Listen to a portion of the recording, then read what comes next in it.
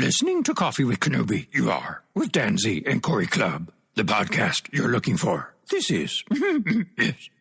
For an entire generation, people have experienced Star Wars the only way it's been possible, on the TV screen.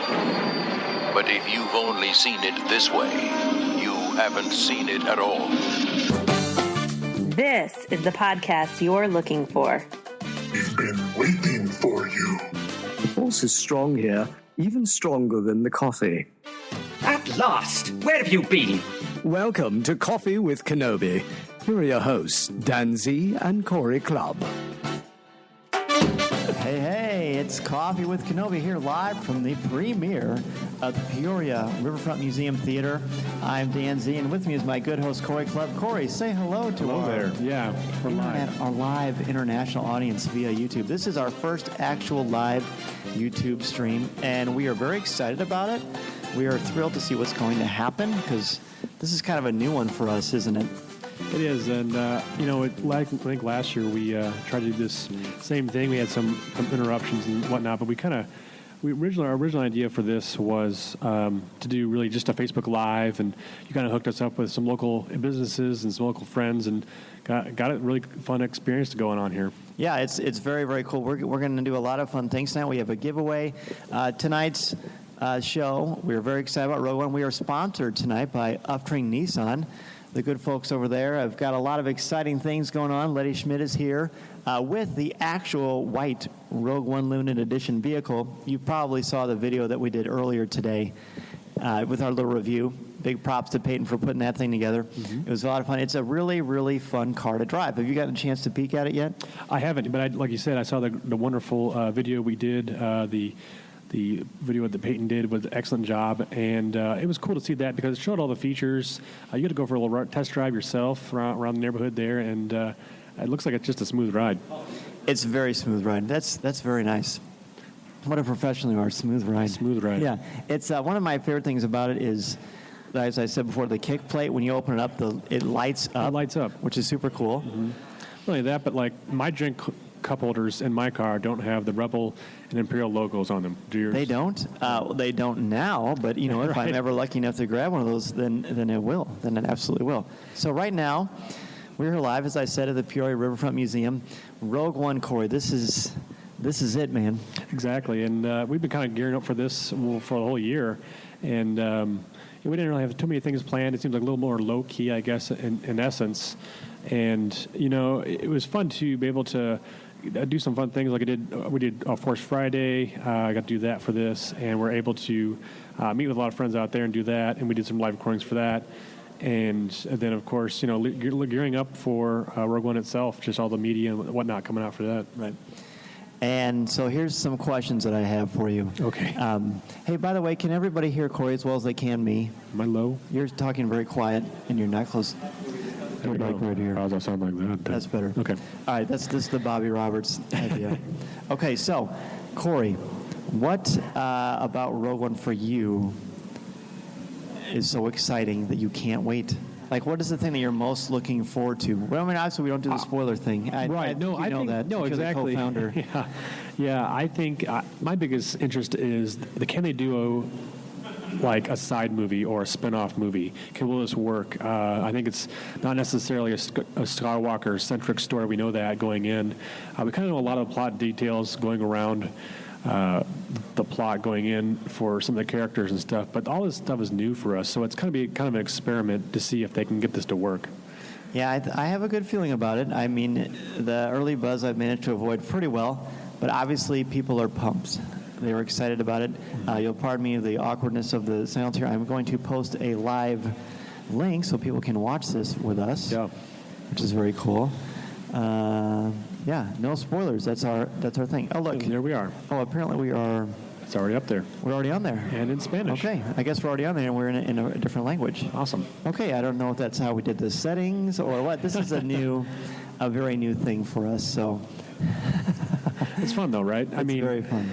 Well, the other thing, too, is, like we said, a lot of fun experience we've had so far leading up to Rogue One. Like one of the biggest experiences we had was being able to review of a lot of items coming out that were kind of new to us, new vehicles, new characters. One of the coolest things, Verizon sent us these VR goggles that were kind of the new technology of the 2016, 2017 era. And it seems like technology is moving that way. And they sent us a Samsung phone, and you got to try it out, the 3D VR, like Star Wars Rogue One mission. And it was kind of like a 30-second demo of what they kind of have in store for the Oculus headset. And they're gracious enough to send us one of those. We got to try that out. And my kids tried it. They had a blast with it. You tried it. It was fun. I think that's kind of the new experiences, I think, what Star Wars is going for. I think so, too. Here's the thing about the Verizon thing. Okay, so I put it on, and I went down into the basement where it was, pretty open. So, I mean, there was nothing going on down there. And you were down there with me. My wife was there, and my son was there. And Deanna tried it, and she was like, wow. And she just had this fun expression on her face because she didn't know what to expect. And I think the detail is great because, I mean, honestly, it's virtual reality, but it's so authentic. You look to the left, and I see the side console, and then I look behind me, and it just seemed like I was looking at the back of a seat. See the R2 unit. Yeah, exactly. In the front, it's just everything is going on around you. You've got the Star Destroyers, ties whizzing past you. And then while I was watching it, my son threw a giant ball and hit me in the back, and I think that was supposed to make me think I was being hit by an asteroid or something. Something like that. I don't know that it quite had that impact on me, but it was funny. And it's a cool thing. Like, Verizon really went above and beyond. And that's not the only thing that they offer on that either. You can do... it's got like a shark. Yeah, I didn't do the shark thing. There was so there's other things on there which kind of give you the run through of what Oculus and the Verizon is kind of setting up. They had some other short demos of Pete's Dragon was one of them. They had some information about like a shark educational program, but it was cool to see that technology kind of sync up with Star Wars Rogue One. And you got the mission itself. I think if folks haven't seen any of the online videos and stuff, it's kind of like you're capping upon the Death Star, not really sure what's going on. There's TIE fighters and Star Destroyers flying around, and it's pretty fun. And I think it makes definitely an impact as far as using new technology to promote a movie like this. I agree with you. So now I've set it up where we are live on our Facebook as well. Cool. So let's see how that works out for people. Hopefully we'll get some more exciting things on. And it looks like we already are. So good. Hello, everybody watching. Nice to have you here with us. As I said, this is our first ever live showing as far as like on. And, it's new. It's exciting. Tell me about, when you think about Rogue One, I mean, I know there are certain things I'm looking forward to, but the main thing that I'm most excited about, I think, honestly, is I want to see the connectivity that we saw in Poe Dameron number 8, where there's connections to the novel Lost Stars. There are connections to Rogue One, right? When Agent Terex is in the little mini secret compartment, he's got all this Imperial paraphernalia. There's a Death Trooper helmet. There's a Scarif Stormtrooper helmet. And that's cool because, again, we know the story group. Hello, Matt and friends. They orchestrate this, and they spend so much time on it. So I'm excited to see what kind of Easter eggs. And Gareth Edwards, the director, has said quite prolifically that there are some Easter eggs in here. As far as how many there are, to what degree, I don't know. We're going to find out. I don't want to hear anything. You already ruined Star Trek 2 for me, so seriously, you better drive back to Iowa. Yeah, I think it's fun to, like you said, the little Easter eggs and such. And Marvel, I think, does a good job with that as well, carrying over to all the films and kind of reciprocating each other. This definitely has a lot of vibe to that, I think. Definitely has, from the trailers we've seen, the teasers and stuff, we've seen the kind of the episode 4 look. It's got the grunginess to it, the darkness to it. The characters are all kind of fighting for something, right? And so I think we got that feeling. That I think that's what the nostalgia feeling is what they're going for.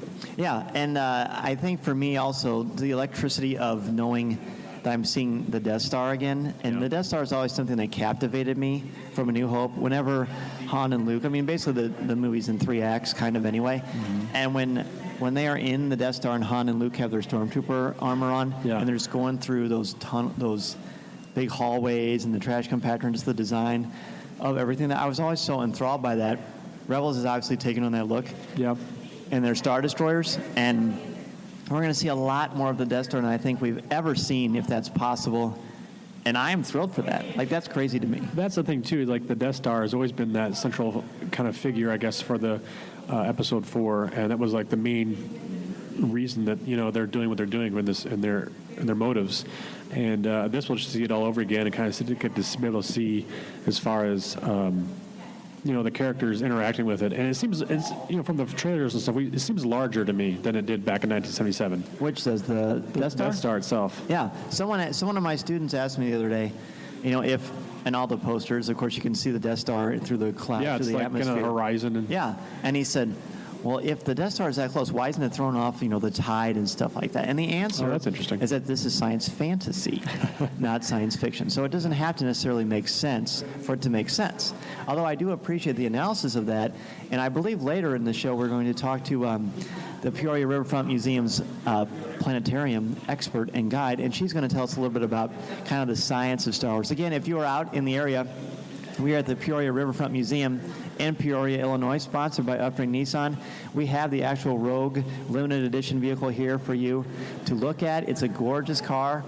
I talked about the kick plates. We have a lot of keychains to give away. 1 in 1,000 has something special that you can get with it, which is super cool. There are posters. There are little sticky tattoos. What is that called? Tattoo? Yeah, not real water tattoos. Like a water tattoo. Water tattoos? Yeah. Is that a thing? Okay. You should get one put on your forehead. Yeah. Oh, I have one. Yeah, you want a keychain? Yeah, we've got a lot of keychains. Hey, Scott, did you get a keychain? I did. Attaboy. Yeah, you're welcome. So, just perks, that's all. There are a lot of perks here. There are a lot of perks when you go to the museum for Coffee with Kenobi. What are some other things that kind of go to your mind as far as like what's going on in the world of Stars this week? Did you get a chance to watch the premiere, the live stream at all? I know they've had it in LA and then they had a premiere on Monday in London. I did, yeah. I watched a little bit of it kind of here and there, and I didn't see anything.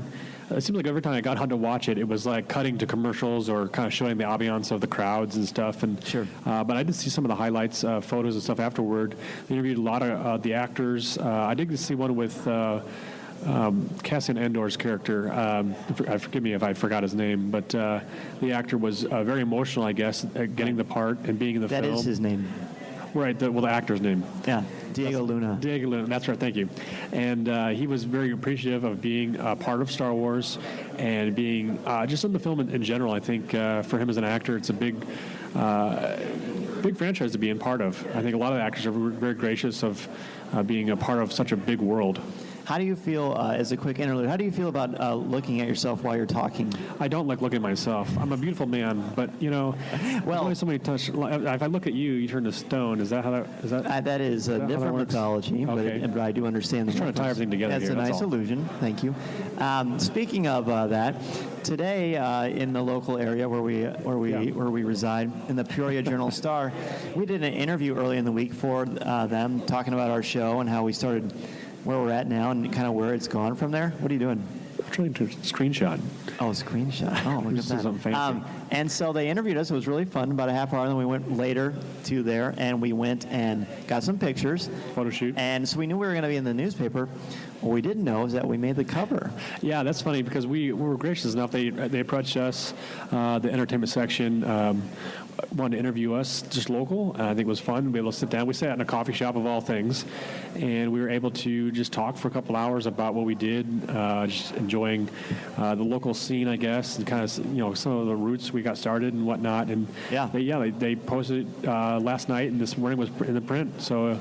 There was our Smelling Mugs on the front cover. I do love the article. Is really awesome. They did a wonderful job. And we appreciate that so much. The picture.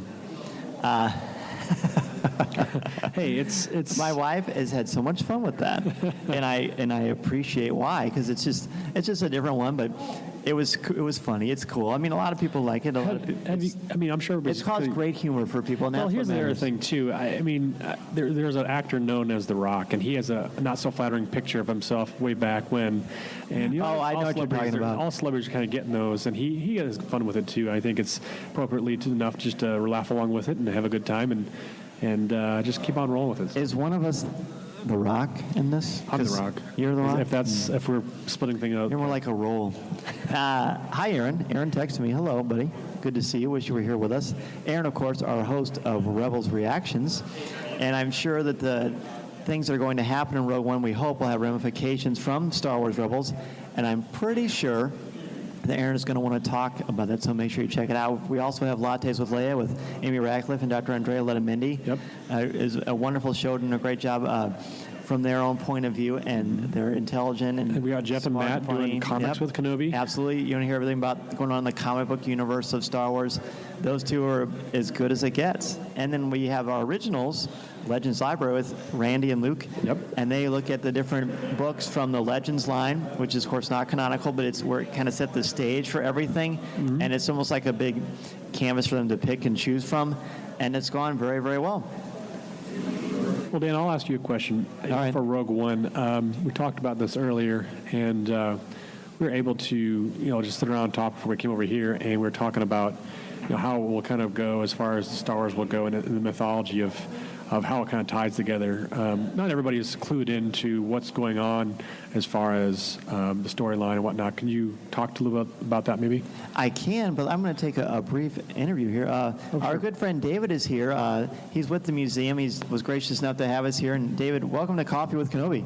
Yeah, thanks for having me. Thanks for being here. So what has this experience been like for you getting ready? I know you were here for The Force Awakens, and I know you have had the good fortune of seeing Rogue One already. What does it mean to you, like as a Star Wars fan, being able to be a part of something like this? Oh, it's my favorite part of the year. The whole museum, we're all space geeks with the planetarium here, so we get excited. As soon as this Star Wars is over, we'll be looking forward to Episode 8, so it's definitely my best part of the year. Awesome. And what kind of response have you had from the community as far as knowing? I mean, you've got the gorgeous IMAX stand there, and I mean, there's a lot of energy associated with this film, this franchise, and you've got such a beautiful place here anyway. So it's a great way to see the film for the first time. Yeah, we've definitely become a place for families to come, especially that these movies come out during the holidays. It's a great place to bring grandma, grandpa, all the kids. You can see the museum, but then there's also a family-friendly movie to see while you're here. Right. So I don't want to know spoilers, but is it family-friendly? It is. It's not as family-friendly as The Force Awakens, but yeah, there's nothing that you wouldn't want a kid to see in it. It's just not as family-friendly as some of the others. It's good sci-fi fun. Fair enough. And people watching, and we were practically breaking the internet, I can see. But he looks just like Matt Martin from the Story Group. Do you know who Matt Martin is? He's one of the people in charge of tying the canon together. And also a handsome fellow. Yeah, there you go. Yeah, well, hey, David, thank you so much. Be sure to come out. It's going to be playing here for a month? Yeah, a month. January 12th is the last day. And awesome. he's got 2D and 3D here, so that's a big deal. Yeah. All right, well, David, thank you so much for being on Coffee with Kenobi. Yeah, thanks for being here. You bet. Our pleasure.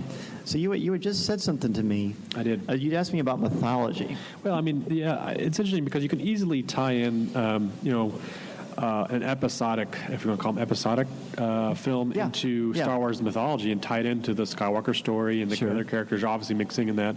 How would this tie in as these characters? I mean, we have yet to see them, but how would you figure that in as them being kind of side characters, or how would that ancillary? Shakespeare kind of do that? Yeah, well, I mean, that's the thing. Are they side characters? I mean, for this movie, they obviously aren't, or nothing would propel the story. But, I mean, as of right now, we don't know how it all ties in, so I'll definitely answer that after, because I'm interested to see how that ties into it. But I think it enriches it because we see that it's not just about people with lightsabers who are active Jedi Force users, or like, the big bads of the universe. There's more to it. It's a more complex mythology. It reminds me, it's getting more and more like Tolkien, where there's just so much detail involved, with the geography, with the technology, the science, the different variety of people. Hey, how's it looking, guys, on their live feed? Is it coming up, Tom? 20 seconds behind. 20 seconds. Good. It's going? Well, thanks. Yeah, thanks. Well, our wives styled our hair. Thank you. Thank you. Thank you, Deanna and Holly. I did my own. Oh, you did your own? Well. There's not much up there, so that's okay. You can talk about tying in the mythology of Star Wars itself. I think what's interesting, too, is, people always talk about, this happened at Episode 1 or it's episode 2. What we'll see at will this bring big ramifications to the central saga itself, I wonder? Obviously, it leads up to the sequel to this film, is Episode 4, A New Hope, Star Wars A New Hope. So I would think so. Obviously there's a lot of key figures they're kind of B players in Star Wars themselves, and it's interesting to see how those B characters will kind of tie into the main characters themselves, what relationships they have, and things like that. Yeah, good. Sorry, I was trying to mess with Corey because while he was speaking, and he did a lovely job, very eloquent. Thank you. I pulled up our YouTube to see what it looked like. Are we off by we're like on a 20-second delay. Oh, okay. So it's pretty funny. I think it would be cool to talk a little bit more about the upcoming Nissan Rogue One. Sure. One of the perks, let's have Letty Schmidt from Upbring Nissan come down to the microphone. And she's got a cool program with Toys for Tots where you can help out your community. As is so often the case with Star Wars and Star Wars fandom, we just do a good job. They do a good job as a community of bringing people together, creating positivity throughout the galaxy, throughout our actual galaxy, because, I mean, this is a fun space fantasy, but, you know, it impacts lives in real ways, and we're going to have Letty Schmidt come down and tell us more about it. She's selling a car. Or she might be selling a car. Well, don't sell the one that I want. Interrupt that. Yeah, well, that's the other question I was going to ask you, Dan. You went out and talked to Letty at the Upstream Nissan here in Peoria, and we're able to, like I said, you had a video out there, and we're able to do a test run of it. What color would you pick, white or black, for your, if you were to happen upon one? Yeah, I want the black one. I like the black because it's all, I mean, this one's sleek, isn't it? It's sleek. I mean, that one's white. It's got the chrome on it and the black, which accentuates it really nicely. And we have a white SUV, so. Oh, you don't want to double it up, though, right? Yeah, I don't want to. I just like the idea of, I don't know, it's just pretty cool. This is good quality. This is quality stuff. Podcast. Yeah. We're good at this. We apologize for breaking the internet in advance. Yeah, we're up to 5 now. That's the first live that's almost show. over the line. At least now we I think know. YouTube has a cutoff point, right? Somewhere. Well, what's interesting, this is a Google Hangout. So if we were talking to someone like Jeff McGee or one of our friends from across the pond, like Mark Newbold or James Burns, we could probably see them. Yeah, it's. I think what's fun too about using technology like this. I mean, we joke about it, but I think it's fun to be able to broadcast different ways and experiment that way, and of course do it live here and see what happens. Yeah. So we've got a couple of loyal fans here, fans of our show, fans of Star Wars, and now they're looking around to see who we're actually. So we're talking about you three. We're talking about Tom and Bill and Scott. Gentlemen, we'd like you to have to come down to the microphone. We're going to ask you a little bit your thoughts on Rogue One before we actually see it. One at a time. Well, you can. I think we can handle fight. you. They're fighting over a position Fight your way now. through the crowd, if you would. So we'll let. Go ahead and introduce yourself, sir. I'm Scott Nafziger. Scott is he's been on Coffee with Kenobi a few times before. You sat in my studio at one point, didn't you? Yes. The luxurious studio. I love there he is. Yes. There he is. You're on the live feed. Face for podcast. Yes, you do. A face for podcasting. So, Scott, you as we were coming over here, you had mentioned that, of course, you're excited about this because you're a Star Wars fan, but you don't know much about this film at all, do you? I don't know anything about it. And is that good or bad? That's very good. Now, do you think was it marketed differently, The Force Awakens, for you? Because you're a fan, but you're a casual fan. You're not a. Well, I take it back. I saw the trailers. Does that count? That does count. Okay, I do know a little bit then by the trailers. Okay. I think I intentionally stay away from it though until the movie comes out. Then I can make my own judgments about it. Sure. Well, I think that's the way to go. The setting's in space. I don't know if that's. The setting is in space. Corey, I don't know if you just, but you need to talk about. Some of it just has been already ruined here. That's right. Yes, thank you, Aaron. Aaron came all the way from Iowa to be here, which is super cool. Aaron, come say hi. Come be on Coffee with Kenobi, buddy. Aaron is a former student of mine. Aaron, without spoiling anything, because it's kind of his nom de plume, tell me what is the you love about Star Wars and why you're excited for Rogue One? Well, I grew up with it. I mean, I grew up with it. Episode 1 came out when I was only 5 years old. I didn't get to see it because my dad wouldn't take me. But eventually I just grew to love it. He showed me all the original trilogy, and I've been hooked ever since. Right. That's absolutely. Star Wars. That's right. We've had a lot of good conversations about the wars and Star Trek and things like that throughout the years. You showed me it can be used in the classroom. That's right. It can be used in the classroom. Thank you for the plug. I will send you that check very soon. Again, we are sponsored by Upstream Nissan. We have Letty here from Upstream Nissan, and she is being paid to come to the Coffee with Kenobi stage. Letty, welcome to the community yes, stage. welcome to the show, Letty. Thanks for being here. I feel like this is coffee talk. It is coffee talk, Kenobi. Well, welcome. I had said to our listeners earlier, we talked about what Offering Nissan is doing and Nissan is doing with Toys for Tots. Can you tell everybody about that? Some of the things that Nissan's doing for Toys or Tots is they are actually having a campaign. It's going to start on Saturday and run through Sunday. And what they're going to do is if you donate a Star Wars toy, you can do it right from the comfort of your house. It's on the Amazon website. If you go to our Facebook page, which is Offering Nissan, and you can probably share that on your page, and I'll share that. Absolutely. If you get on there, you can get on that link. If you get a Star Wars toy, Nissan will match that donation with another Star Wars toy. Which is amazing. It's a great thing. See, that when we talk about Star Wars fans help the community, the 501st is great. Nissan, Offering Nissan is this incredible thing going on. And the video was released today. Peyton did such a great job on that. It was fantastic. Yeah, well, thank you. He's excited. And we talked about it on the show last time. So tell us kind of what the response has been when people come in and look at this thing. Do they say, I don't want to go by that one because Dan likes that one? Or how has that been working so far? The black one, nobody wants because Dan wanted it, so nobody's taking it. I'm just joking. No, the response has actually been fantastic. Some of the different things about that Rogue, like with the black roof rails and the blacked out wheels, people have been coming over here all night taking a look at it. Is it for sale now? It is for sale now. How much? How much? Make Dan an offer. Yeah, make me an offer. Make Dan. That's not enough. That's not enough. Hey, worth a shot. Exactly. People can make Dan an offer, and we'll go from there. That's right. An offer that I can't refuse. That's another mythology, another franchise. So Letty, when you and I met, you're a huge Star Wars fan. I am. When you found out that Offering Nissan was going to sell a Star Wars car, what went through your mind? I got very excited. I actually have an 8-year-old son, Joseph, and when he found out, he's like, Mom, we don't need your car anymore. Why don't you get one of these for your daily driver? Don't drive the Xterra anymore. Drive this. And how'd that work out? I'm still driving my Xterra. Well, he went with us on the test drive. He did. And it was fun talking to him about Star Wars. He said his favorite movie was The Force Awakens.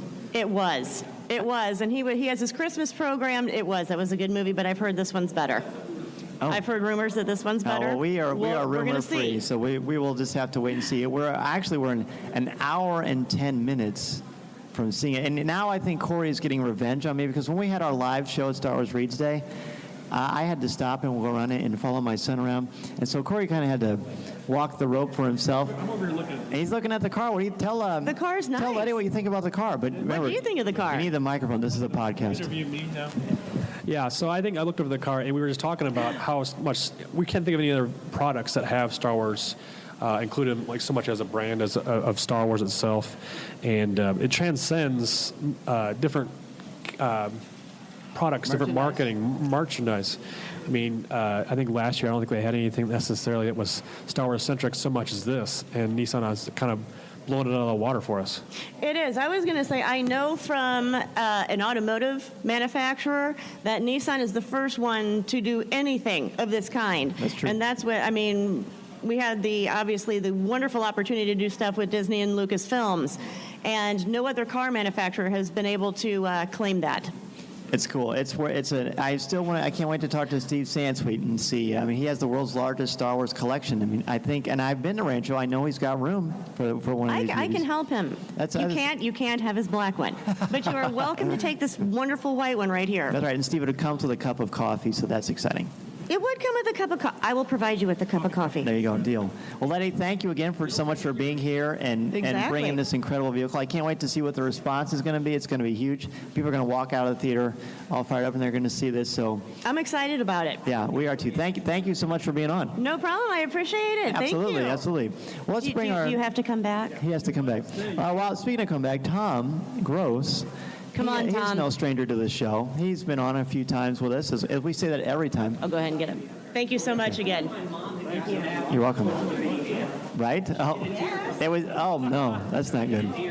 We got Jeep Patriot now, but if only we had that. Yeah, I know, it's pretty cool. So Tom, you're a radio guy. You're a Star Wars guy. Hey, there he is. What a handsome devil. What are your first impression of the Rogue? This car is so cool. There's so many little treats in there. When you open up that driver's side door, you have the light. I don't know what they call it the kick plate. The kick plate. It lights up with the Star Wars logo, and then over on the passenger side door, do you see that emblem? That medallion that's like attached to the door. Yeah. It's so cool. I took some pictures and. Check out Twitter and Coffee with Kenobi because I attached it to that. Oh, There's some great pictures on there of this car, and then you open up the hatch in the back, and you got Star Wars there, and just a lot of nice little Star Wars treats. Right, and to be fair, that's the only thing that is sort of not incognito because I think you could maybe, I mean, the medallion, as you call it, is on the side. I don't know if it's a medallion. You can't wear it around your neck. No, but the car wears the it car, like one. Yeah, there you go. Well, on the side when they have like the lights, my wife says that's like the car's earrings, which I've always I always thought that was pretty awesome. Yeah. So, but on the back it has Star Wars on the bumper, and it's hard to miss that. But that's okay. It's cool. It's super cool. I was sort of hoping she would let me drive it to the museum. That didn't work out, but hey, nice. Yeah, I can test drive it again. Ride. Yeah, it's a cool ride. You know, I started telling you this on the way here when we were talking about like the excitement of the day and all the fun stuff that goes on with an opening of a movie. And this morning I was sitting with my daughters at breakfast, and we were I was playing the Star Wars soundtrack, and I got to thinking, gosh, it's been over 30 years that I've been like listening to this music. Yeah. And it becomes new over and over and over again. And now we get a movie that fits right into something that we already know. Amazing. Like we joked about at dinner how, they've already released the poster for the sequel to Rogue One. I mean, come on. But how exciting this is. And it just never ends, which is, it's like heaven. It is. Well, I mean, they've said, Bob Iger has flat out said, you will never see... Star Wars is going to outlive you, basically. So when I die, there'll still be Star Wars movies coming out. And hopefully that's not for a very long time. I'd like to see about 60 more. Lots more. Yeah, that'd be great. So, yeah, that would be good.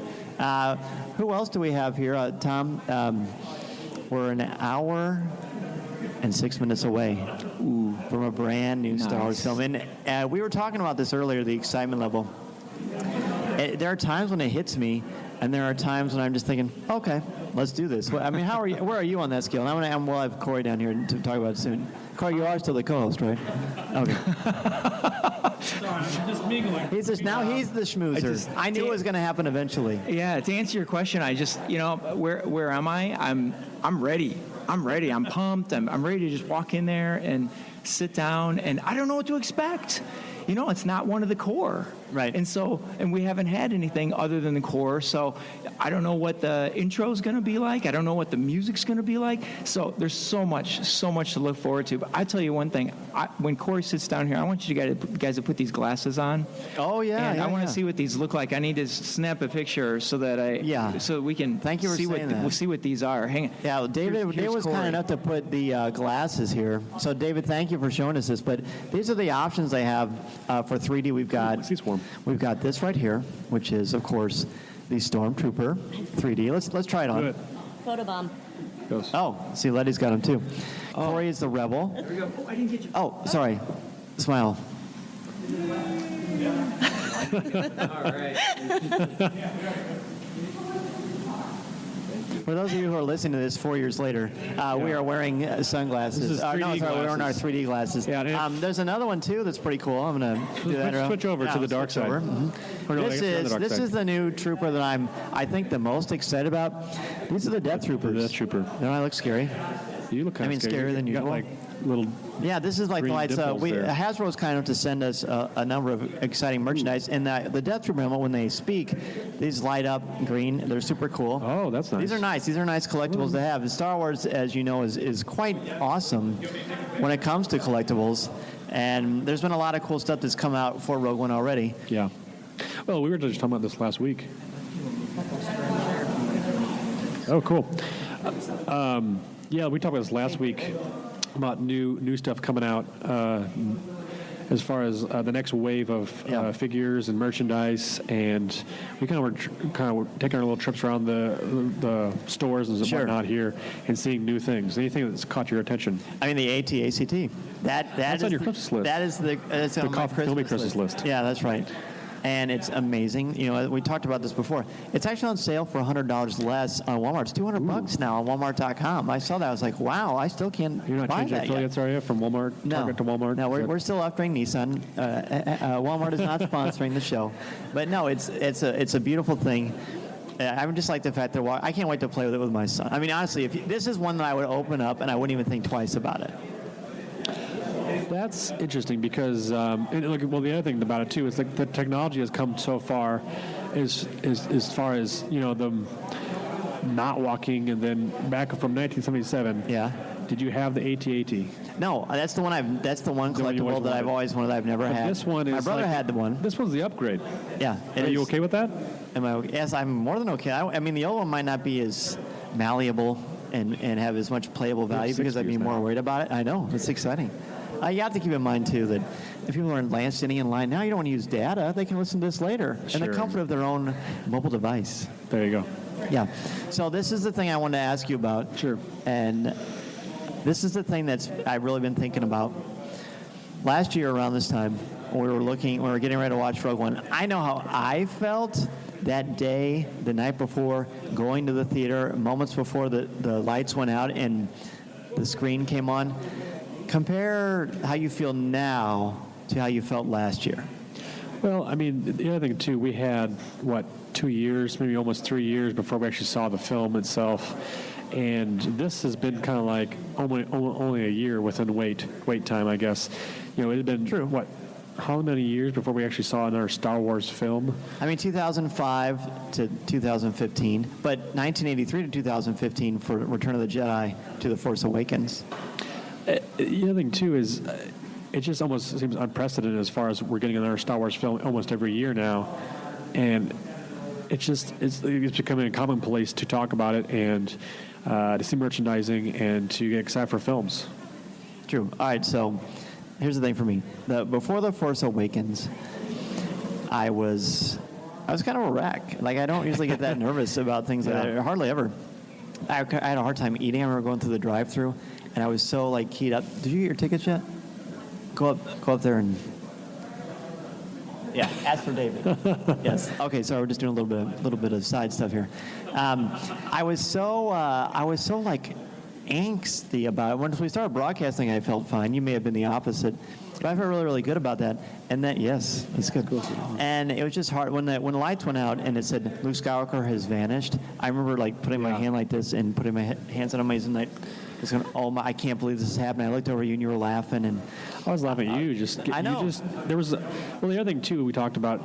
Star Wars has such a almost like a template, I guess, if you will. Sure. And we have the opening sequence, we have the crawl, movie starts.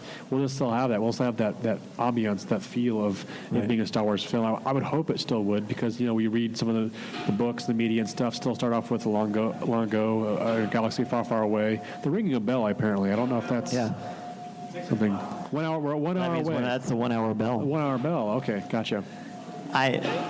I think the thing for me, I'm insanely excited, but I'm also able to temper it a little bit more for some reason, because I don't let myself think about it. I know how I was last year, and I'm enjoying this experience because it's so unique, and there's a little less pressure. I think there's more pressure in a way on Lucasfilm and Disney, because this is kind of an unproven product, even though it's got the name Star Wars on it. But for us as fans, whatever is the result of the film, we've got 7 already that we're just absolutely enraptured by, and Episode 8 it's hard to imagine Episodes 8 and 9 disappointing. So this is a whole other thing. It's a Star Wars story. When you first heard the concept, Star Wars story, how did you feel about that? At first it was Star Wars anthology. It played around with a little different naming convention. And to me, a Star Wars story sounds a little bit generic. Really? I'll be honest. That's fair. You should be. I mean, why not a Star Wars experience or a Star Wars journey or, they're linking back, obviously, to Star Wars. Did you say Star Wars Journey? Journey, yeah. Well, then people would think about Steve Perry. Oh, my gosh. I forgot you're old. Am I? Yeah, I don't know what else you would call it. Obviously, you have to wrap it into the brand itself, being Star Wars. And, is it a Star Wars anthology? Well, that seems like a mouthful of words, right? Yeah, well, the Star Wars anthology does seem a little heavy. And I don't know if the thought process was maybe some people won't know what an anthology film is, I guess. That's true. But it's a story. A story, I think, is something that brings people in, right? A story is told from when you're little all the way to you telling stories as a grandfather or a grandmother. No, I'm old. And yeah, right? And so it's a story just, I think, opens it up. Say, this is about all ages, all shapes and sizes. It's just something to bring people in. And I think it's going to work really, really well. Can you believe, by the way, in a couple years we're going to be doing this before a Han Solo spinoff film story? Yeah, no, we got to talk about this at where I work, and they're talking about, obviously Episode 8 comes out next year. And so what comes out next after Episode 8? Is it the Han Solo film? I think they've already announced that. Yeah, it is. It's in May.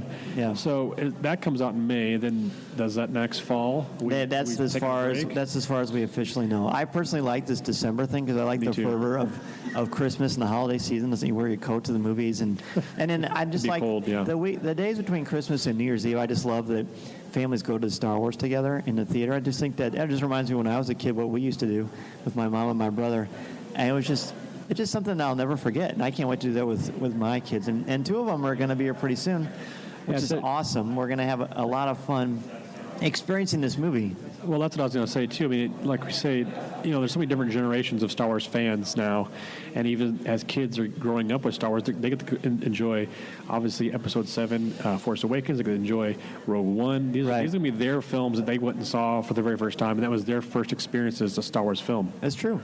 So that's pretty cool. It is cool. It's crazy. So we're getting closer and closer to signing off so we can do this. So after the show, we're not going to do another Google Hangout Live for that afterwards because we don't know what kind of... Corey may have tear marks. I might be just passed out. Yeah. You might be passed out. Nothing to see here.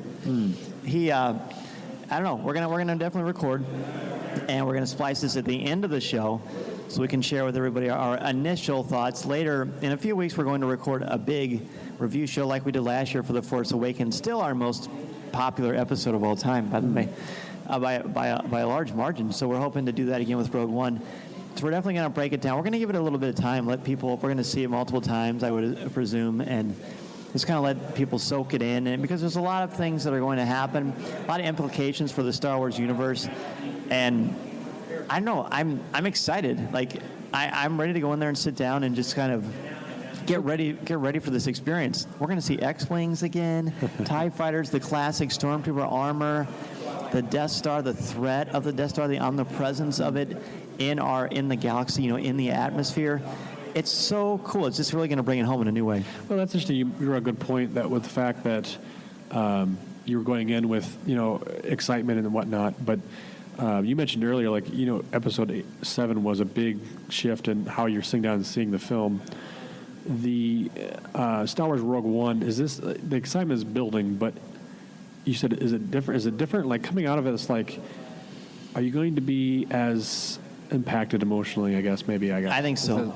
You think so? I mean, how could you not be? You're still seeing, this is the first time ever, by the way, in anyone's lifetime, that you're seeing a new Star Wars movie 2 in 1 year. I mean, that is certainly unprecedented. So how it's going to impact audiences short-term and long-term is anybody's guess.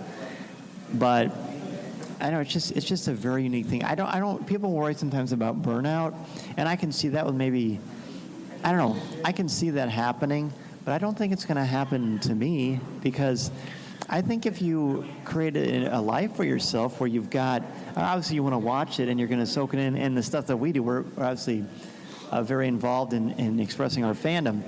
But I don't know, I think it's smart. The marketing campaign has been a lot less aggressive. Yeah. And I think that's rightfully so. Sure. And The Force Awakens was just like an onslaught, an avalanche. Everywhere you went, you saw, it was everywhere. I love seeing the Star Wars creamer. I haven't seen Star Wars creamer this year. I've been disappointed by that because Star Wars I like going to my fridge and seeing R2-D2 and getting my vanilla creamer. So I don't know. I think they're smart. I mean, the marketing people know what they're doing. Can we stop for a second? You would take creamer over a Nissan Rogue. No, I didn't say that. I said last year. I can't open my fridge and pull out a Nissan Rogue. Oh, that's true. I mean, the fridge is not that big. We do have a lot of kids. Boy, this is exciting. See, I don't know. I mean, what else can we say? It's time. I think it's time to wrap this baby up. We want to thank Upstream Nissan again for sponsoring this show here at the Peoria Riverfront Museum. It's an amazing place to catch a film. The screen is somewhat, it's just a different size. It's like giant wider. Screen. It's a giant It's screen. not IMAX, but it's giant. Right. It's a really cool way to see a movie. And I think just what better way to see Star Wars than in a mega screen with the incredible sound system that they have here. So if you're in the area, be sure to come down, check out the Nissan Rogue One limited edition vehicle. They have black and they have white. Yep. They're amazing vehicles. Right now they're giving away Star Wars Nissan keychains you can only get at the Nissan dealership or here at the Peoria Riverfront Museum. Yeah, we have posters and we have those. Why do people call them water tattoos? Is that a thing? It's a thing with, I think, kids. It is, but there's got to be a better name. Can we come up with a better name than water tattoo? Well, you use water to apply the tattoo. So I'm aware of this. Anyway. I don't know. Anyway. Riveting. This is good stuff. So I hope everybody enjoys the film. This is our last actual broadcast before we see Rogue One. Next time we come back, we're going to have a lot to talk about, dude. Oh, absolutely, yeah. I mean, we got a lot of fun things lined up for the end of the year. Yeah. We got some fun guests, some fun excitement going on with. We're going to kind of lined up for like the post Rogue One conversation. Sure. Yeah. So we hope everybody enjoys the film. Thank you so much. Thank you again to Upstream Nissan for sponsoring this show here at the Peoria Riverfront Museum. Again, thank you very much. Appreciate it. Yeah. Thank you for coming. You guys are awesome. Oh, thank you. Thanks. Thank you. We're honored that they sponsored this segment for us, the show, and it's great. Just being able to record and have the road. I mean, even I can't imagine ever a time when we're going to be able to record with a Star Wars car in the same room with us. Probably, I wouldn't think so. This is rare for sure. I mean, even if we did both get one, I think that's in the contract, right? I don't think they fit in our car. We don't. She's not listening right now, but. Oh, okay. We'll have to tell her. We'll break the news to her later. I'm sure her sales manager would totally approve. Yeah. It's reasonable. I think it's reasonable. Maybe a ride home. That'd be. Yeah, that would be nice. It would be nice. So thank you again, everybody, for tuning into our very first ever YouTube live event. Now we know we can stream like this, and I kind of dig it, man. It's fun. You can dig looking at yourself. It's okay, though. So this is Dan Z. And Corey Club. From Coffee with Kenobi, again, brought to you by Upstream Nissan. Thank you so much for joining us. Enjoy Rogue One, and we will be back after the break to talk about our initial reactions to the film. Thank you, everybody, so much. Enjoy the movie.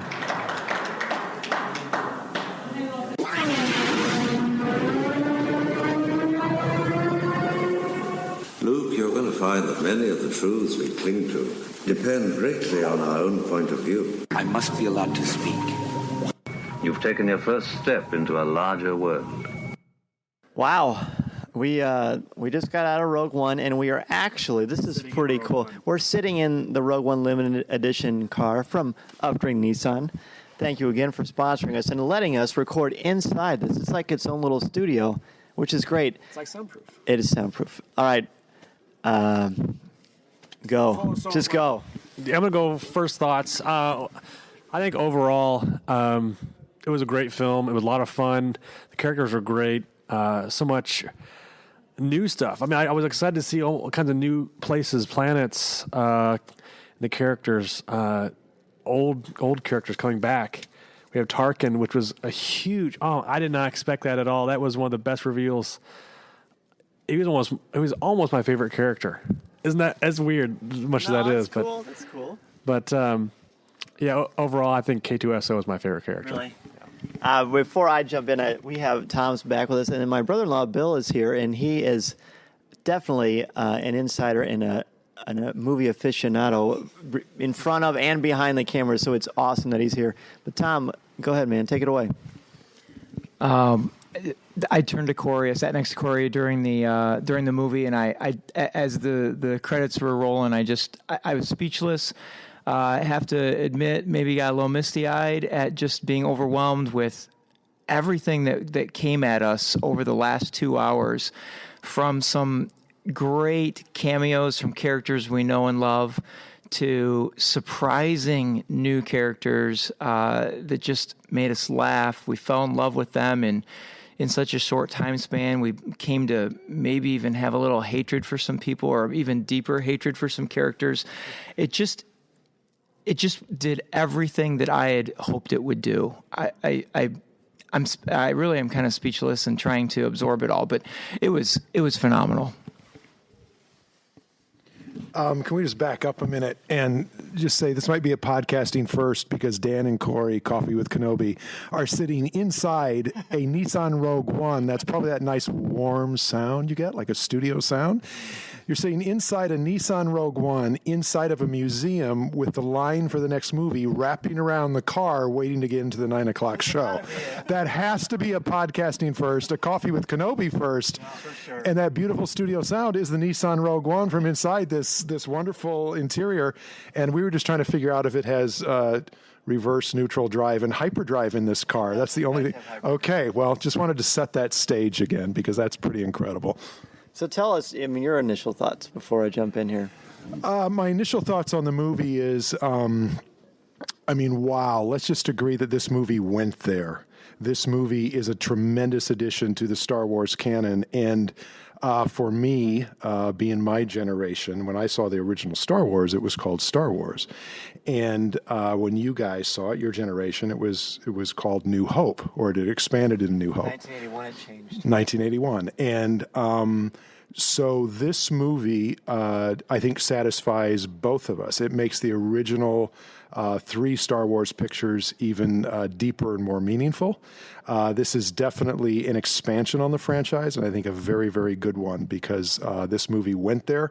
It will satisfy any Star Wars fans the things we want in the movies, and it goes a little deeper in some ways. It's a very spiritual film. It's a very action-packed film.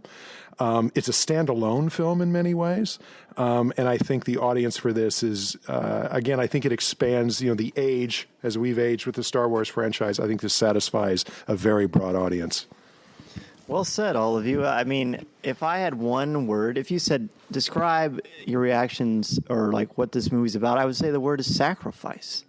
And there's just so much power in this movie, and I'm assuming that if anyone is listening to this, they've seen the movie, but we're still going to respect the spoiler thing and not hit all the major reveals until a few weeks later, as originally promised.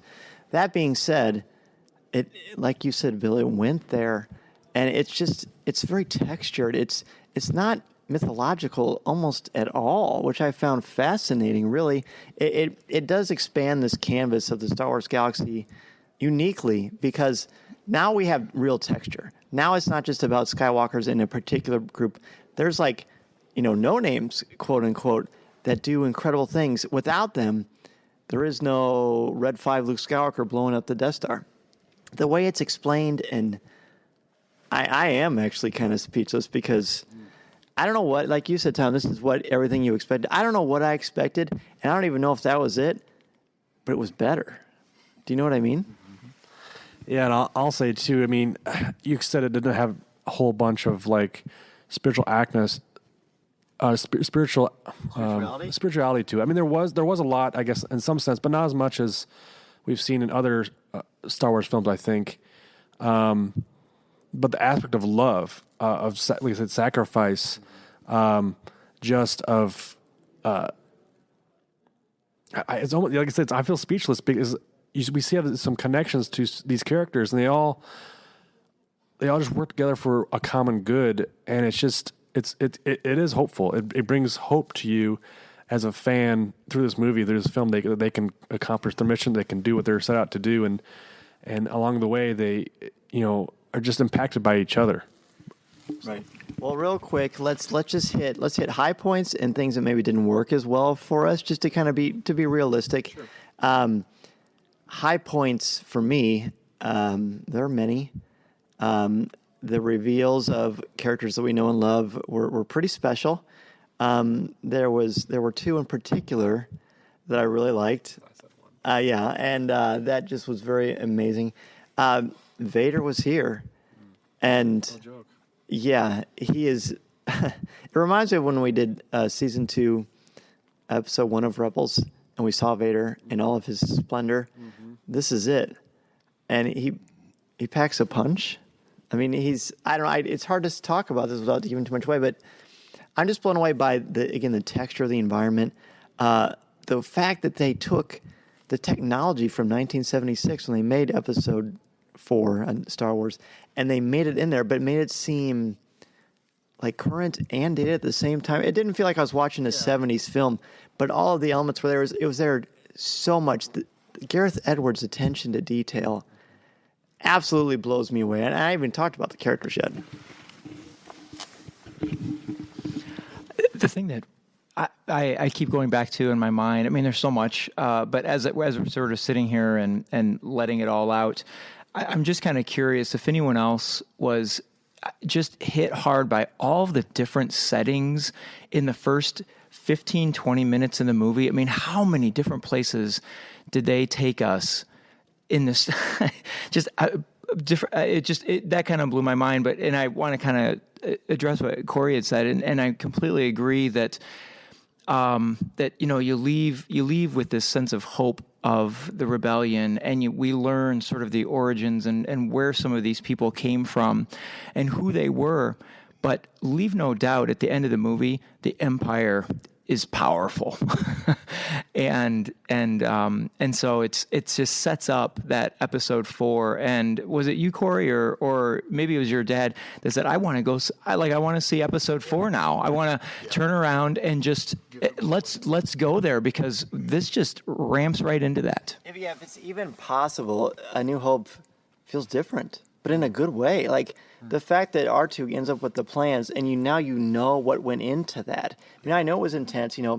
They talk about in the opening crawl of the original Star Wars that there was a small band of rebels, and now we've seen it, and my goodness, it just makes how they all come together in Star Wars so much more powerful and poignant.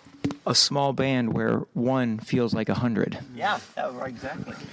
Yeah, it definitely gives a lot of weight to A New Hope. I mean, like you say, it's time to see that movie again after seeing this one.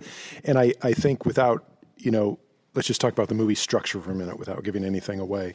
Like you said, in the early going of the movie, there are a lot of different settings and the places it goes. There is a prologue to this movie that explains an origin of some of the characters in this movie, which sets you up into their world, which we know in the back of our minds as fans is running simultaneously to what's going on in another part of the galaxy.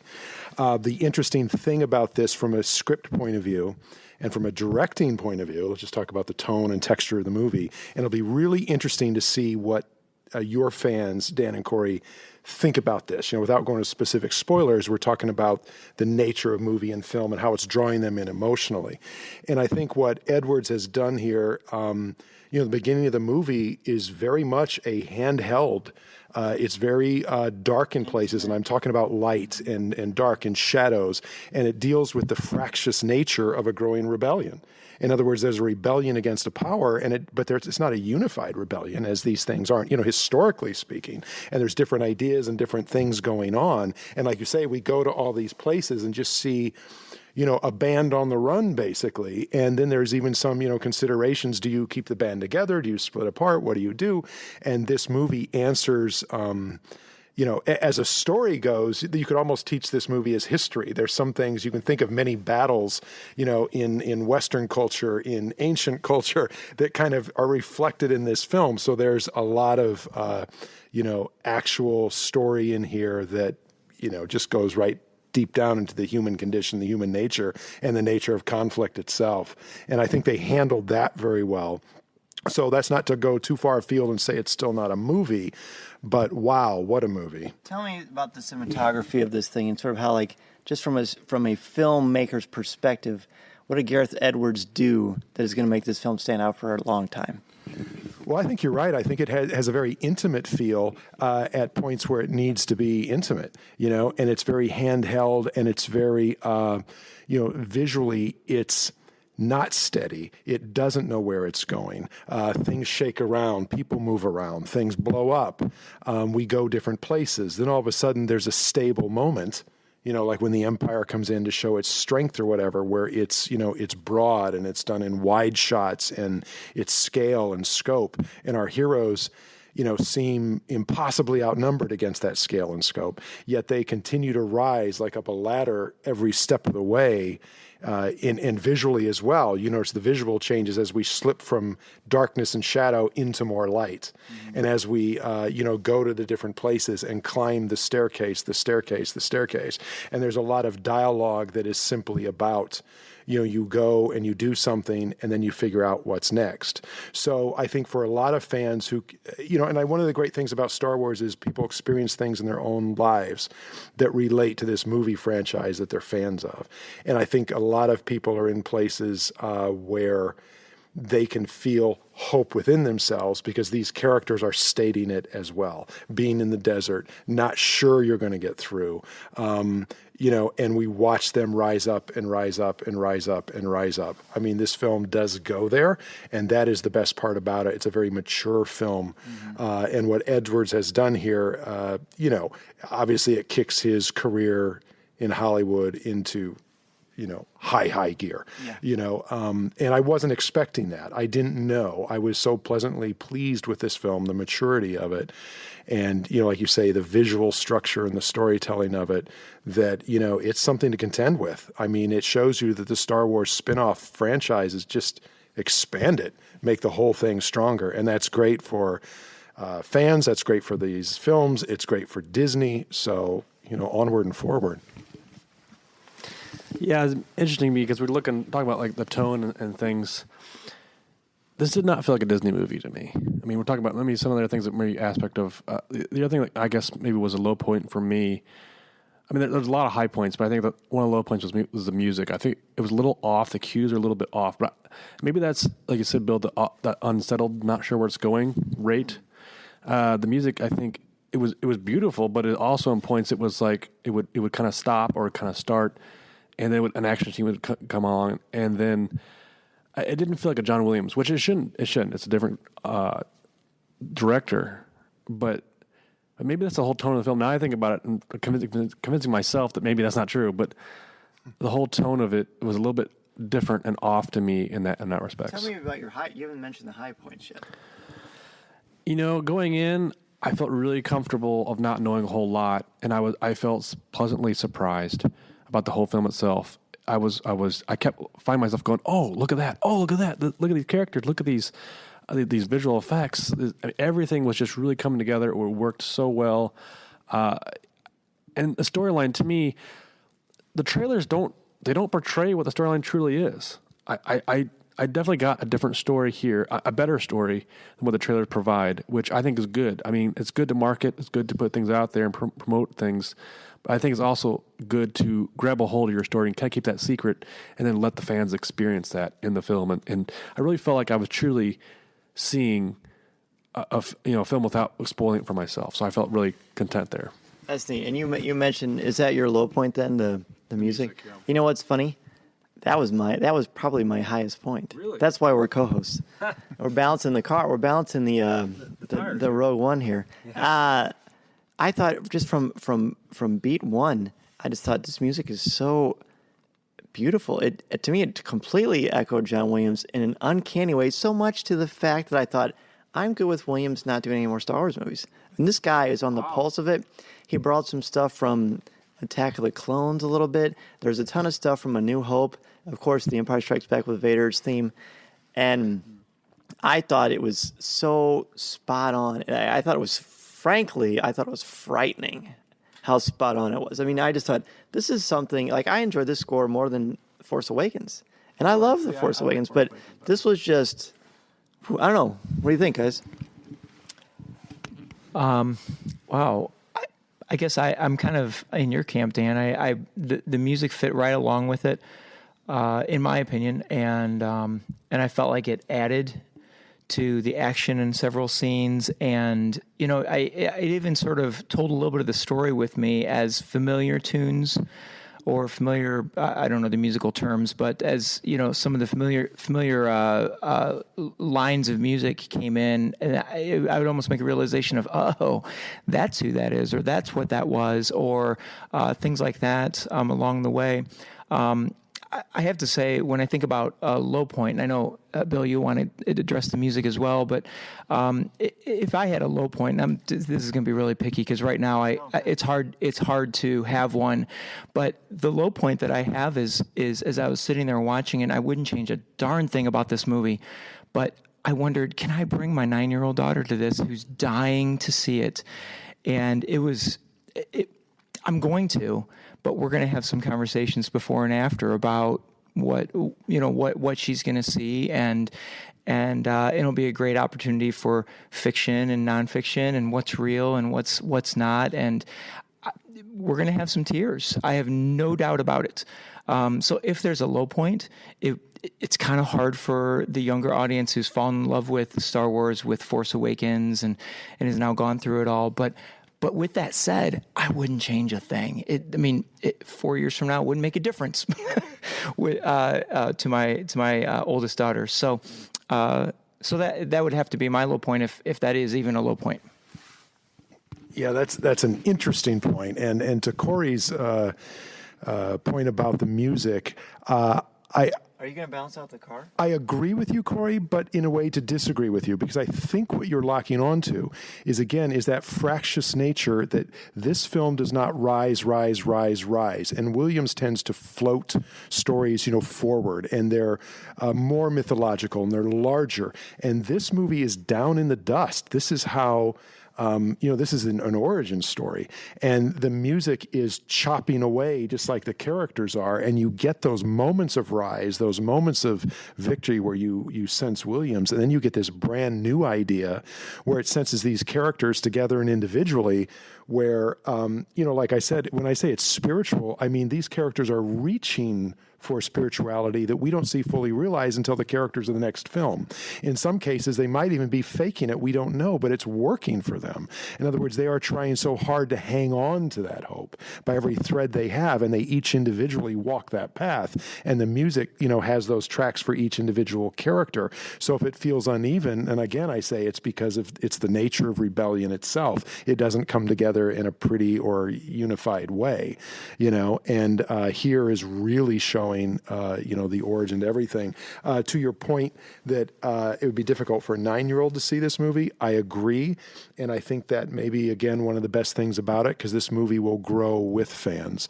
This, like all great movies, like a great river, you never step in the same river twice. You will view this movie differently if you see it when you're 13 or 9, certainly, as opposed to when you're 21, 29, or my age, which is, let's just say just a little north of 50. This movie can be enjoyed, at different times in your life. And that's why I think it's a great part of the canon and a great part of the series. Yeah, beautifully said. I really like that river metaphor because I think there's a lot of truth. That's one of the things that is so powerful and poignant about Star Wars is there's more there. And I think it's fair to say that sometimes we put more into it than is actually there. I don't know that that's the case with Rogue One. I mean, this is just initial gut reaction stuff, but there's just so much beauty in the ugliness. You know what I mean? There's just so much going on, and the way these people connect, I kind of like they connect without really connecting. I just found that more authentic, and I'm not going to say what happens, but clearly they want you to think, at least in the promotionals, that Jyn Erso and Cassian, Jyn and Cassian. I like how they handled that, and we won't go into it now, but I'm so glad that they handled it the way that they did. Well, can we talk about they didn't push the button. Yeah, there's a lot of stuff in the trailer, by the way, that was not in this, like that beautiful scene of the dish coming right onto the Death Star. I say as I'm pointing at the Uptrain Nissan Rogue One Death Star thing hanging on the mirror. It's great to be sponsored. I'm having a hard time coming up with a low point.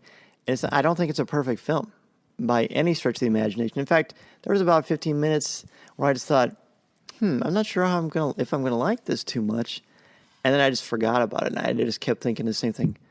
My goodness, I love this world. I love this Star Wars universe and its richness. And just randomly, can I say, I am so pumped that my buddy Matt Martin got credit on there. Oh, do you see it? Oh, yeah, I bet he is so excited. I can't wait to talk to him about that. Anyway, do you have anything you want to bring up before we... Well, yeah, I want to say, too, that I guess we talk about, like, the filmography of it and the cinematography of it.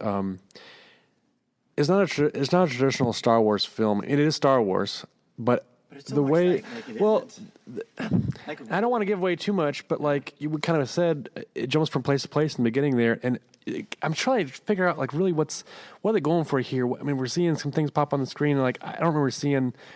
I'll just say they're naming some of the planets, the places they're going, and I think they've never done it before. I've never done that. And what do you think about that? I thought it was a little generic, because I mean I would like to explore the planet visually, without having to say, oh, this is where they're going now. But I wonder if that's the case of because they did go so many places. See, I don't know. What did you guys? I love that. I thought it was a little too easy, a little push button, but I kind of liked it. There was only one planet that they didn't do that on. Did you notice that? Mm-hmm, I did. Mustafar. And was they that? showed, Was that? Yeah. I will just say. I mean, Okay. they had Yeah, you're there's right. all these things from the original novel, like the wills. They talk about the wills. I mean, the original thing is called Luke Skywalker or the Journal of the Wills, and they talk about the wills in there. And the Kyber crystals have never been mentioned on screen, and Lucas wanted Vader to live in a castle of lava. Castle. It's there. It's right there. I thought that was crazy cool. I know what you mean. I like that I identified it because basically this is what it does.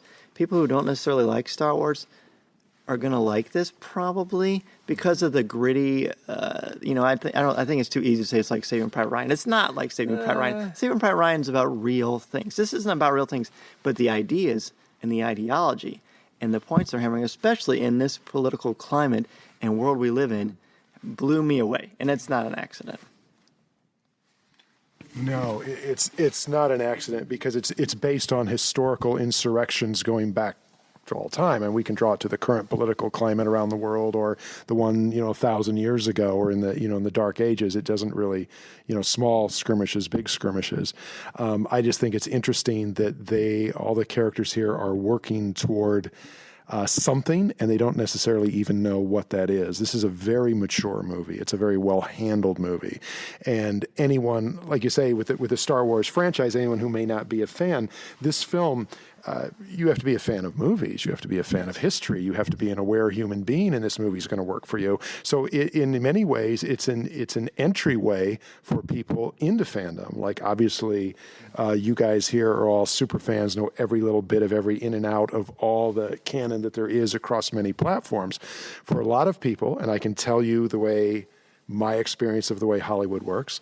The reason you name the planets is because the duration spent there is so short relatively, because this movie covers a lot of ground. Mm-hmm. They need it to draw people in. They need to point. The characters here do say things directly that need to be said so that somebody new to the franchise, pull them right in. That's right. Pull them right in. And there's a lot of dialogue here. One of my favorite lines was when the line was, basically, if you follow an order that's bad, you're no better than a stormtrooper. These are larger, because these ideas are saying they're walking towards a solution. They're also walking towards a purity of thinking. We have characters here that, there's the rebellion, and the characters that are too rebellious for the rebellion, maybe. And there's all that fractious infighting going on. And how does it meld, and what are the sacrifices made as you get there? It's like, that's real stuff, and that's exciting, for any film, and the fact that it's wrapped up in the Star Wars franchise, in Rogue One, I think, is an achievement in filmmaking. For me, this may be one of the best Star Wars films I've ever seen. And it, like you said earlier, it simply strengthens the rest of the franchise and makes them better. And it tells you the breadth and depth of this franchise, how far it has to go. And it's just on a fast track. It's terrific work by everybody. Screenwriters, I thought they did a phenomenal job. And you can see, like you said, the marketing that goes into this. But this is something different. It's mature, and it's ready to hand off the next Star Wars film to even more generations. It gives me a lot of hope for the Han Solo story that's going to come out in 2 years too, because the guys who are going to do that are the ones who did the Lego movie and everything, and they're witty and they get the pulse of this franchise as well. It's fun. Was there something else you were going to bring up? Because I want to jump into, I want everybody to name one character that they really gravitated towards and one that they didn't as much as they expected they would. Okay, you want to go first? Sure. All right. Yeah, I originally said this too. K2SO he was great. He was more than I expected, but I also went in going, I like this character, I like the look of him, like the design of him. Did you get the Black Series? I got the Black Series character, got the little Funko Pop of him as well. But the one character I wasn't too sure about was Cassian Andor, and I was kind of like, oh, he's just kind of like a Han Solo ripoff. Not at all. This guy, he really grows for this film, and it's so cool to see that.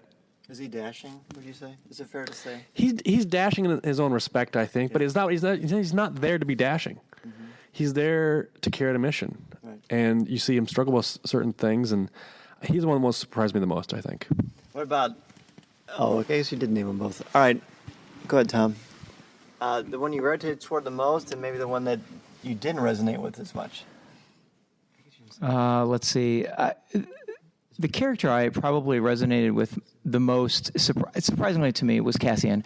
I guess I wasn't expecting him to be quite as much as he was, but he was more. And Corey, you're right. There were some times I thought, ooh, he's kind of the pre-Han Solo kind of feel of a character, but I felt like he had a lot more leadership. Well, I mean, to say Han Solo doesn't have leadership, but Han Solo was a reluctant.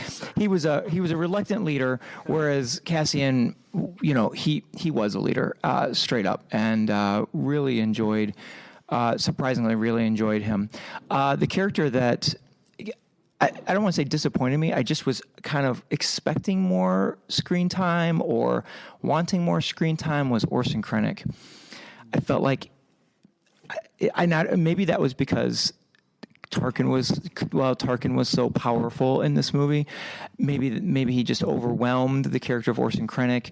Of course, I'm coming fresh off the reading of Catalyst, where he is a major character, and I guess I was just wanting and expecting a little bit more from him.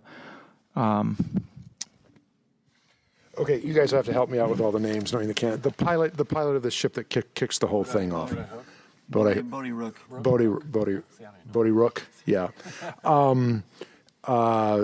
Because that is a journey in a character, and it's a tough one to write. And like you said, everyone does go to their own corner in this because everyone's coming from their own corner. So in a way, they come together and coalesce, and then they need to kind of break apart and act independently in order to succeed in the mission. And there's ebbs and flows to this. And that character goes from somebody that you're not sure, and he's probably unsure, like, is this guy for real? Is this guy even okay? And all of a sudden he has to survive like everyone else, and then he has to find a way to thrive in this environment. And then ultimately he, is as heroic as, anyone else in any other of the movies. And that's a real pleasant surprise. It's a tough thing to do in film. It's a tough character arc to make that. Obviously the K2SO character is the comic relief in many ways, and has also a great story arc and a very much needed comic relief in this movie that is just really well timed and really well paced. But the characters that come out of betrayal, let's say, or they're birthed in a way that you're not sure, and their action kind of kicks off the entire movie or the series of events, are very tough to kind of also be worthwhile, other than just a prop to move the plot forward. And I thought his character, and it was the acting in this movie is also just extraordinary. I know some critics are going to look at certain characters and say, oh, it's over the top over this. There's nothing over the top about this movie. It's impossible. The backdrop is too big. It's one of the first Star Wars movies you can see where there could be Best Supporting Actor nominations. And I wouldn't be surprised that beyond the technical and some other things, you see that. And as original screenplay, it's up there, especially in this year. Agreed. Was there anybody that underwhelmed you? It's okay to say no, of course. If it comes to me, if I'm going to be a hard critic, maybe, but no, not tonight. I think everyone did their job, and I think does this movie leave you cheering? Does it leave you in tears? I mean, the cumulative effect of this movie is so powerful that it's it's rarely seen in movies. I mean, you see it in films like Titanic or things that are really designed to, bring love, pathos, and action. And let's talk about, some great action. Yes. Star Wars fans are going to be there's some, things that we expect in movies here, and they're there in a terrific way. No, there's not a chink in the armor tonight that I could go after or feel comfortable going after, because the emotional leftovers are so resonant right now. Right. Before I go, do you want to say who moved you the least? I guess, like Bill said, it's hard to. I don't want to. I love everybody so much. I think, and all the actors did a great job acting. I really believe their characters. I never, for once, they dropped their character. Maybe the one that felt, I don't think I can do it. I don't think. Okay, I'll let you go ahead. Right. Okay, who do you think I'm going to go? Go ahead and tell me. I'll tell you. All right. Well, let's go with who I was moved by the most, sure. and I'm going to do a tie. And it's our show. I can do a tie if I want to. I'm going to go with Krennic and Chirrut Inway as the two standouts for me. Okay. Now, I have a hard time through the world of marketing when I'm basically told, without being told, that this is who I'm supposed to like. Mm. And I felt that way about K2SO from the beginning. I'm still ambivalent to him. I like him fine, but I don't care. I'm sort of on the fence either way with him. I thought Chirrut Inway was going to be forced, pun intended, and I loved him. Like, I thought he would. And the action sequences that he does, and they're few and far between. But wow, obviously that actor Donnie Yen is insane, amazing, right? Yeah. That's someone that you would want to even pretend to tease, right? He's incredible. So that moved me. And I thought Krennic, I love the acting in him. And Callus does give you a little bit more on him. But I thought the way he was used and the way he was a bully and a jerk, but his ambition, which Vader cleverly discusses, I was really drawn to him, and I was at the end. Well, we'll save that for another time. The one that I felt just a little bit underwhelmed by was Jyn Erso, and you know why? And some people get upset about this. And that's fine. You can. It's your proclivity to do so. I like the character a lot. I think I wanted Rey. Rey's strong. And Rey needs people. She doesn't need anybody. I felt like Jyn, she did stuff on her own. But I don't know. I just don't feel like... I don't think she was as independent as I wanted her to be. It's not that she was dependent, because she's obviously her own woman, her own character, and she's great. But I want her to be more fleshed out. Does that make sense? Yeah, I was going to say that too. I guess if I could talk about one person that I was a little underwhelmed about was Jyn, and maybe that was because of the marketing too. Like, it seemed like this was kind of her story, and it was kind of her story, but it really wasn't her story. It was Cassian was as front of stage as Jyn was, and maybe I felt that way too. But I thought that Jyn should have gotten more. Yeah, I guess I expected a little more on her, and not that she wasn't a great actress and fulfilled her role really well, but I think I expected more maybe to her story, but I don't know. I see what you mean, though. Yeah. Is that what you thought I was going to say?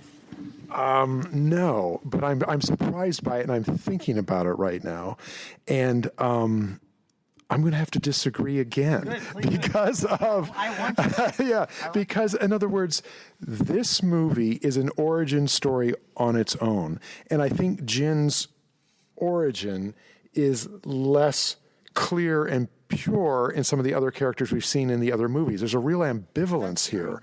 And I think, she walks up to it, and this movie is raw. This is, think of revolutionary patriots at our own independence. It doesn't come together pretty. Not everyone's wearing the same uniform, and not everyone's fighting the same way. And this movie, the interesting thing about the trailer to me, looking back on now, I've seen the trailer for, weeks now, is that tone we hear in the trailer, that alarm that goes off, that alarm that's going off, and you're getting visuals as you're hearing that alarm just sounding that, and it's a heartbeat. It's a call to action. And her character in this goes from being, we see her, the prologue that features, her origin story, basically. And I don't think she's ever quite sure. And her certainty comes when other people start losing their certainty. And even in her certainty, I don't think she has a big platform to stand on because they're all making it up as they're going along. And there's some of the dialogue that says, we need to try this. So again, for all of us in our own lives, when we meet new obstacles or new things, there's not necessarily a clear path. We need to try this. We need to get to there. And then once we get there, we'll keep going. And then there's a character in this movie, of course, that tells you what the odds of success are, which is, and you never really can be sure. And I think she fights and fights and fights her way up that ladder. And I think a lot of her story does close around. But again, I see what you mean, but I think it's a different character. And I think that take from a writer's point of view, from a director's point of view, is to not wrap it in a bow and make it satisfying. Mm-hmm. I think that's the urge that Hollywood would want you to do to reach a certain audience. And I think the fact that they're not doing that here very much on purpose, they're not making it neat and they're not tying it up, is what makes this movie not only a great addition to the Star Wars franchise, but a good standalone movie that will attract even more people to it. And I honestly think that's intended. I mean, the people that do this movie, Kathleen Kennedy, that team, these screenwriters, they know what they're doing. They're scary. And that was discussed. That was discussed around that writer's table, know? And to be clear, and I think we agree more than we disagree, because I don't want it wrapped in a pretty bow. My favorite story of all time is Hamlet, which is not pretty. So I appreciate it. And I kind of like the idea of, you're sort of uncertain because she's a little uncertain, but she's very focused. I think maybe there's like that part of me that's kind of over the daddy or mommy issues in characters, and I understand you must lose your mentors to propel. That's very Joseph Campbell, and I get that. I think it was essential and necessary. I don't know. It's something I want to process. I'm looking forward to writing a review of this thing for sure. I look forward to reading your review because I agree with you where certain things propel this movie forward, where there's loss and there's, people splitting apart for different reasons to take on different things. But ultimately, then the moments they do have where they come together or things work out as it was, entire lifetimes are lived in those moments. And I think that's what these characters are doing. There's broad swaths of time you don't see where they're percolating and waiting for this moment. And then when those moments do happen, they live, fight, love a lifetime inside those seconds. I just think it's a very mature take on, good screenwriting all the way. I don't know. I'm going to have to think about your take on Jen. When you started saying that, I don't know. At this point right now, I'm not really all that disappointed in her character. I thought it worked really well. And as everyone was talking, the scene that comes to mind where I think I need to see the movie again in order to now that you've put a little doubt in my mind, the scene that comes to me as being a wonderful scene with her. And again, I don't think I give anything away here because we know this character's in it, but it's when they're having the discussion with basically the whole rebel group, and they're standing around the table, and we have Mon Mothma standing across from her, who we know. And she's standing there almost kind of like, I don't know, forgive me if it's not really the term I should use, but a little mouse. And she's trying to make her case, but her voice is so small at that time. And I need to watch that scene again because it didn't really bother me when I watched the movie because, she walks away and then some tables turn. But I don't know. I'll have to go back to that. But and I know it's not my show. But am I allowed to change the topic? Because I want to talk about this. I was so impressed with this. Going into the movie, I thought the U-Wing spaceship, I thought it was a little overhyped. And I thought, I don't know, I was really disappointed in the U-Wing and design going into the movie. But I have to say, I was so impressed with the versatility of the ship and the way they used it. I thought it was such a cool Star Wars spaceship. And so so we saw some tricks that we've seen the Rebel Alliance do before with Star Destroyers in a little different way, but still kind of a similar way. But I'm kind of curious if anyone else had if we can just go, little boy here and talk about spaceships and whatever. Did anyone else have anything that they were really impressed with? Special effects or starships? Yeah, and like I said, I don't want to give away too much, but I was impressed with the special effects. It really knocked my socks off. I know they're combining the great technology they have now, and they implied it in other movies as well, and it's just getting better and better. And it's just almost like legends live on. I will say that. I definitely see that, and I was impressed by that much, and I didn't expect those things to be so crystal clear, and for me just to be. I was never pulled out of this movie. I was expecting this to be like, I don't see Luke, I don't see my heroes and my beloved characters, but yet I was totally invested, and that's something like you said that caught me off guard. Yeah, I think I love the U-wing too. I've always sort of liked it, and it exceeded my expectations, which were already sort of high. And I think it's just because I like the Lego U-wing. I don't know why. The thing that moved me the most, the absolute most, was Gareth Edwards, and I've not been reserved about my disdain for Godzilla. It was terrible. And when I found out that Edwards was directing this, I was a little worried about character, things like character and plot, And wow, I mean, this guy, he juggled a lot. This was, I'm not going to say it's more intimidating than The Force Awakens, because you had the original cast. But this was extremely intimidating to make. It had to be. You had to really be passionate and confident and have a good team, and clearly he does. I mean, there's no secret there. I was just really impressed with his ability to make a lot of things happen, but nothing was wasted. And there's a lot of cameos. There's a lot of nods to fans that aren't quite in your face, but they're really nice. And sometimes they can get a little carried away. But I was pleased with that. Again, it's sort of like a texturing of what we already know and just kind of solidifying any little cracks and just kind of building this up to something stronger than I didn't think it could be. And that's cool. And so I want to get everybody else's thoughts, but we need to wrap up because at some point the museum does want to close. And Letty does want to go home, I'm sure. So last minute thoughts before we go home and marinate on this some more. Yeah, I think we all kind of concur that we need to see it again. And I'm definitely I feel that notion. And I was always also going in thinking like, I don't know if I'll see it as much as I saw Force Awakens or, just because it had that different vibe. But I think I'm definitely seeing it again for a second time or maybe a third time. And overall, it was a great film. I think, like you said, it breathed Star Wars. It was Star Wars. I loved all the new characters. I loved the new locations.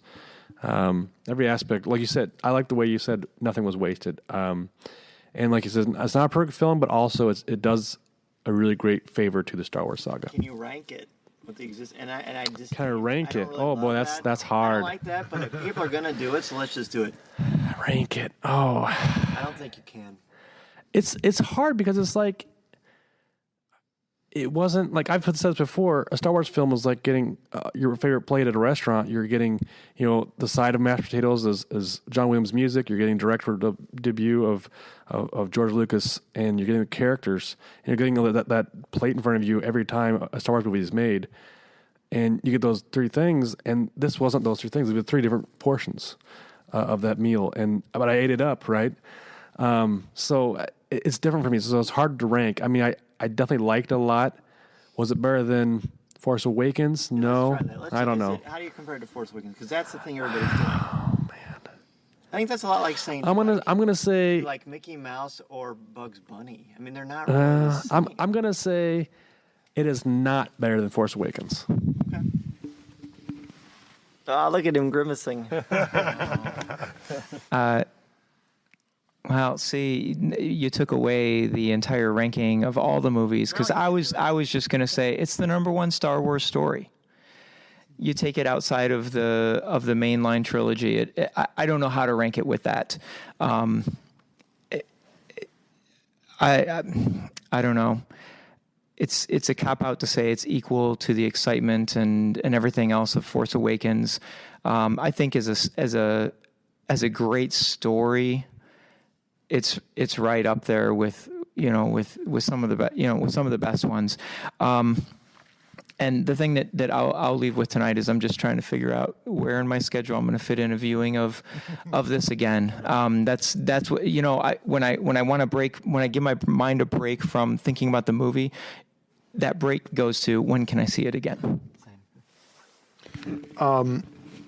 Okay, final thoughts. I still can't believe we're sitting inside a Nissan Rogue on the second floor of a museum. The 9 o'clock show has already entered, and so here they are. They're enjoying it in 3D now. To Gareth Edwards, this is a better team than Godzilla.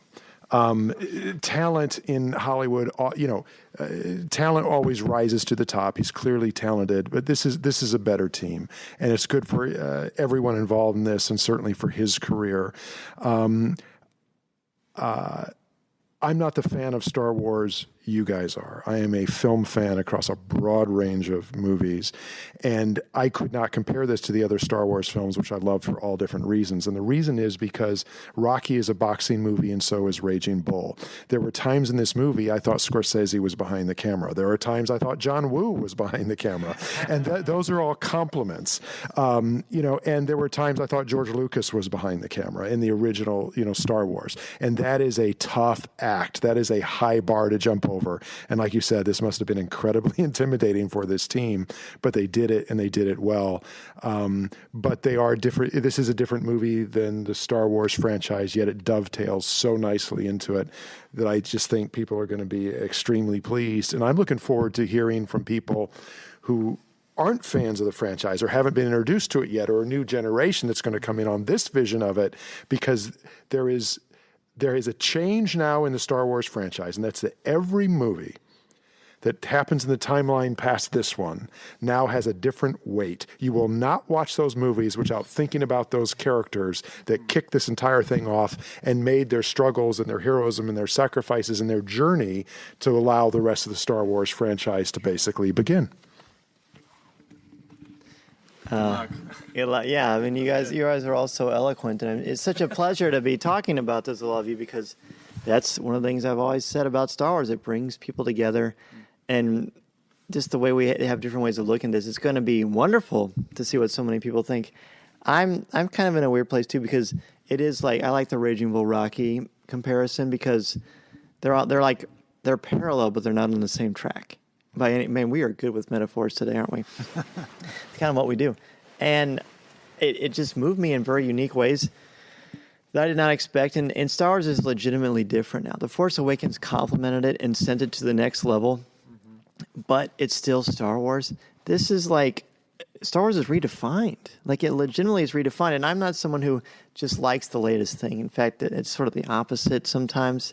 I kind of have to walk that line trepidatiously, but Star Wars is a little bit different now, and I'm okay with that. Like, The Force Awakens it jarred me after the first viewing, and this didn't, because it was just so unique and special. And we are looking forward. Do you have anything else you want to say before we sign off? We want to thank Uftring Nissan for bringing the Rogue One limited edition vehicle to the Peoria Riverfront Museum. It was wonderful. Check it out. Absolutely, it's an awesome car. Test drive it. See what you think. I mean, I'm still like salivating over this thing. Yeah, it's just great. It's great. So we had so much fun. I mean, there's nothing like seeing a brand new Star Wars movie for the first time, and with all of you and everybody that came with us, that just makes it all worthwhile. So on behalf of Bill and Tom and Corey and myself, enjoy this movie. Send us an email or an MP3. Send us your thoughts. We want to share them on the air. And may the Force be with you. Chewie, get us out of here!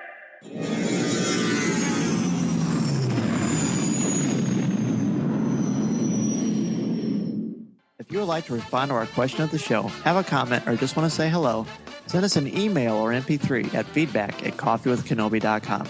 Or if you have a specific question or comment for either of us individually, email us at danz@coffeewithkenobi.com or coryc@coffeewithkenobi.com. Or visit us at coffeewithkenobi.com and click on the Contact Us section, or comment on one of the stories featured on the site. If you enjoy the show, please write a review in iTunes or Stitcher. You can also like the show on Facebook at facebook.com/coffeewithkenobi, as well as keep up to date at our Twitter feed at coffeewithkenobi. You can also find us on Tumblr at coffeewithkenobi.tumblr.com. If you enjoy the jazz music, the album is Eye to Eye by Steve Torok. Give the evacuation code signal. This podcast is not endorsed by the Walt Disney Company or Lucasfilm Limited. It is intended for entertainment and informational purposes only. The official Star Wars website can be found at www.starwars.com. Star Wars, all names, sounds, and any other Star Wars-related items are registered trademarks and or copyrights of Disney and their respective trademark and copyright holders. All original content of this podcast is the intellectual property of Coffee with Kenobi unless otherwise indicated. This is the podcast you're looking for. There's no one here. Move along. Move along.